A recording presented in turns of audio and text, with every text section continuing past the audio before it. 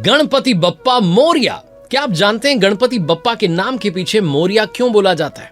इस कथा को जानने के लिए हमें चलना होगा गणेश पुराण में, जहां कहते हैं एक प्रसंग में कि दानव सिंधु ने देवताओं पर अत्याचार करना शुरू कर दिया। बेबस होकर के देवताओं ने श्री गणेश जी का आह्वान किया। गणेश जी ने उनकी रक्षा के लिए मयूर यानी कि मोर को अपना वाहन चुना और 6 भुजाओं वाला अद्भुत रूप धारण किया।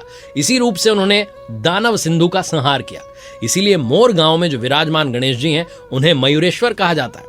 कहते हैं कि वामन भट्ट और पार्वती बाई जी ने भी मयूरेश्वर की कठोर आराधना की और उनकी कृपा से उन्हें जो पुत्र प्राप्त हुआ, उन्होंने अपने आराध्य के नाम पर ही पुत्र का नाम रखा मोरिया। मोरिया बचपन से ही गणेश भक्ति में रमे हुए थे।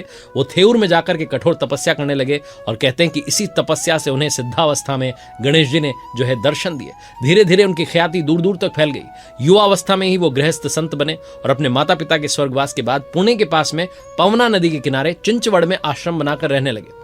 वहीं से उन्होंने धार्मिक गतिविधियों को आगे बढ़ाया और दूर दूर से लोग उनके आश्रम आए और उनकी भक्ति ने उन्हें हमेशा के लिए अमर कर दिया। तो अब जब भी हम कहते हैं गणपति बप्पा मोरिया, तो ये सिर्फ भगवान गणेश जी का जय घोष नहीं होता, इसमें उनके परम भक्त मोरिया गोसावी की गाथा भी शामिल होती है। मोरिया सिर्फ एक शब्द नहीं है, बल्कि ये भक्ति, परंपरा और आस्था को जीवंत रखने की ध्वनि है।